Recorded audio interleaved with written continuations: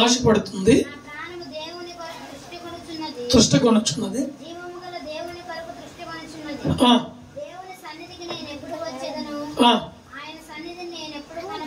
ఆమేన్, హల్లెలూయా.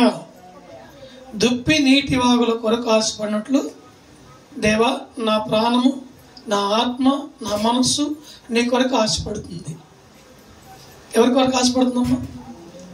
యావల రొట్టె కొరకు, గోధుమల రొట్టె కొరకు, జొన్న రొట్టె కొరకు, జొన్న సంకటి కొరకు, చిక్కటి మజ్జిగ కొరకు, పప్పు నెయ్యితో కలిపిన ఆహారం కొరకు, పొట్టేలు మటన్ కొరకు. మటనే కదా అనేది. పొట్టేలు మటన్ కొరకు నేను ఆశపడుతున్నాయా అంటే దేవుడు ఒకవేళ రాసి ఇక్కడ రాయించేవాడు కాదేమో. ఆ భక్తుడు ప్రార్థన చేస్తున్న పైన ఉంటుంది మాట చదువమ్మా. దావీదు కీర్తన అని ఉంటుంది. ఏముంది అక్కడ? కాదు కాదు, చూడు ఒకసారి చూడు. రైట్, నువ్వు చెప్పిన మాట రైట్ అమ్మా. చూడు, కోరాహు కుమారులు చేసినటువంటి ప్రార్థన. ఈ కీర్తన గ్రంథము దావీదు ఒక్క వ్యక్తే రచించలేదు, చాలా మంది భక్తులు రచించారు. 42 మంది భక్తులు రచించారు.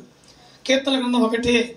కనుక దేవుని బిడ్డలారా, ఈ కోరాహు కుమారులు దేవుని సన్నిధిలో చేరి చేతులెత్తి ప్రార్థన చేస్తున్నారంట. దేవా, దుప్పి నీటి వాగుల కొరకు ఆశపడినట్లు నా ప్రాణము, నా మనస్సు, నా హృదయము నీ కొరకు ఆశపడుతుందయ్యా. అంటే ఆశపడుతుంది పాస్టర్ గారు, ఆశపడుతుంది అన్నారు. కానీ దేని కొరకు ఆశపడుతుంది? మాకు వివరించవే, తెలియపరచవే అనుకుంటున్నారా లేదా? మీకు అర్థం కాలేదు కదా. ఎందుకొరకు ఆశపడుతుంది అంటే ఒకసారి ఆయన చూడాలని. ఏమని?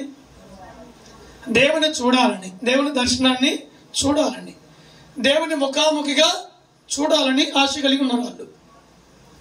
అందుకే చూడాలని ఆశపడుతున్నాను అయ్యా అని చెప్పి అన్నాడు. కింద మాటలు అన్నాడు, నీ సన్నిధిలో నేను ఎప్పుడు నిలుతును, నీ సన్నిధికి నేను ఎప్పుడు వత్తును, నీ సన్నిధిలో ఎప్పుడు నేను ప్రార్థన చేతును, నీ సన్నిధిలో నీ ముఖాన్ని ఎప్పుడు చూసేది. ఆ తల్లి చెప్పినట్టు నిద్రపోతుంటే ఒక బుడ్డోడు వచ్చి ఒక కాయ ఇచ్చి చేతికి, లే యేసు నామములో లేచి ప్రార్థన చేయమని. ఎవరు వస్తారు? ఏమైనా పాస్టర్ గారు వెళ్తారా? చిన్నపిల్లలు అవుతారా? ఎవరికేం పని లేదండి. ఆమె ప్రార్థన చేయడం దేవుడికి ఇష్టం. అందుకే దర్శనం ఇచ్చాడు, కళ్ళను ఇచ్చాడు, తట్టి లేపాడు, కాయ కూడా ఇచ్చాడు చేతికి. ఎందుకని? ఈ కాయ తీసుకొని ఆకలి తెచ్చుకొని ప్రార్థన చేయి. నువ్వు నీరసంగా ఉన్నావు, బలహీనంగా ఉన్నావు, నిన్ను బలపరుస్తున్నా నా కుమారి అని చెప్పి లేపి నిలబెట్టాడు దేవుడు. అక్కడ ప్రార్థన చేసుకుంది. ఆ తల్లి ఆశ తృప్తి పడిందా లేదా? ఒకసారి మీకు కూడా తొల్లిపడి లేపుస్తారు 3 గంటలకి.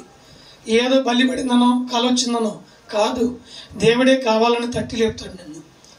ఆ సమయాన్ని నువ్వు కొంచెం వినియోగించుకొని బయటకు వచ్చి మొహం కడుక్కొని ఒక్క అరగంట సేపు ప్రార్థన చేసావనుకో, అసలు నువ్వు ధన్యురాలువే, ధన్యుడివే. స్తోత్రము కలుగును కాక.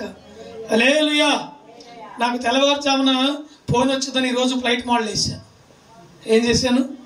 ఫ్లైట్ మోడల్ వేసాను. 4 గంటలకు కరెక్ట్గా దేవుడు మెలకునిచ్చాడు. నేను నిద్రపోయేటప్పుడు ఫ్లైట్ మోడల్ వేసాను. 4 గంటలకు మెలకునిచ్చాడు. మంచం పట్టుకొని కూర్చొని ప్రార్థన చేసుకోండి. ఇటు సైడ్ కుడుతున్నాయి, ఇటు సైడ్ కుడుతున్నాయి, తిరిగే ప్యాన్ తిరుగుతుంది, తాగే రక్తం దోమలు తాగుతున్నాయి సమృద్ధిగా. దేవుని బిడ్డలారా, మనం కొంచెం ఆశ కలిగి ఉండి మందిరంలో కూర్చుంటే మనకు మెలకునిచ్చేది దేవుడే, ప్రార్థన నడిపింపునిచ్చేది దేవుడే, వాక్యం చదువుకోవాలని ఆసక్తినిచ్చేది దేవుడే, ఎవరికైనా ఆరోగ్యం బాగాలేకుండా జ్ఞాపకం చేసేది దేవుడా నేనా? దేవుడే కదా. దేవుడు జ్ఞాపకం చేసినప్పుడు ఆయన ఇచ్చిన సమయాన్ని నువ్వు వినియోగించి ప్రభు పాదాలు పట్టుకుని ప్రార్థన చేస్తే నీ ఆశ తృప్తిపరచబడినట్లే. ఆమేన్, హల్లెలూయా, హల్లెలూయా. అందుకే ఇక్కడ దుప్పికి పోల్చాడు.